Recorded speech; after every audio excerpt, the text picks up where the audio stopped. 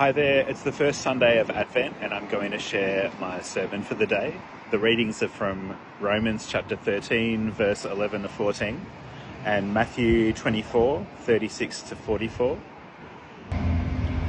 In today's gospel reading, Jesus has been speaking to his followers outside the temple, and we heard the first part of this story a few weeks ago, but it was in Luke's version. Luke and Matthew have similar kind of stories. There's some differences and similarities. But Jesus' followers were really impressed by the temple. Jesus wasn't, because he was saying that it was all going to come down, and he was predicting great upheaval and suffering for his people. But he was also saying that he would come back to establish God's kingdom and to restore the world. The ancient church believed that he would return during the lifetime of his first disciples. But Jesus says in today's reading that he doesn't know when it will be. In that sense, he's just like all of us. He has the limitations of a human being because he really has become one of us. Jesus has said no one knows when it will be, but that hasn't stopped people trying to figure it out. There's always somebody saying that they've figured it out and that it's about to happen right now. Those people are missing the point of... Jesus is saying you need to just be paying attention. You don't need to know the date. You need to be paying attention, like the cockatoos that know to fly down from the mountains when there's a storm coming. Paul says you need to stay awake even though you're living through dark times. You need to pay attention, not be intoxicated and seduced, even though that's what people like to do in the evening when it's dark. Jesus is saying, pay attention, keep on following the way that I've been leading you, and don't be distracted. Love God with your whole self. Love your neighbour as you also love yourself. Keep your attention on that way, and you'll be ready to welcome me when I return to restore the earth. And he talks about the great flood that his people had stories of, which people were not expecting.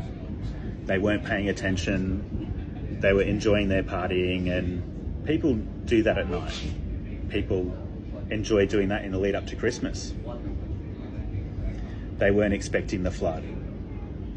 I'm aware that there's been actual floods happening up in the north this week, and people have had to be careful and attentive. People have been having to pay attention to the storms that have been coming. The next station is Tuesdale. People have been prepared and have been looking out for their neighbours in that situation and getting info out to people about how to prepare. We know that things like this happen in this land, and we need to be paying attention like the cockatoos do. We want to be ready and prepared to respond.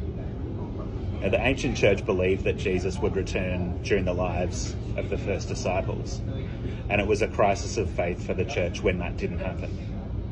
But the experience of the church throughout the ages has been that when we're ready to welcome the stranger, we recognise Jesus' presence with us. And when we're ready to respond to our neighbour with love, we discover that Jesus is present there, and we're ready to welcome him. So maybe Jesus did return after all, in the stranger, in our neighbour. We might be working in a field or a factory and have the opportunity to welcome Jesus in that place, in the middle of our work.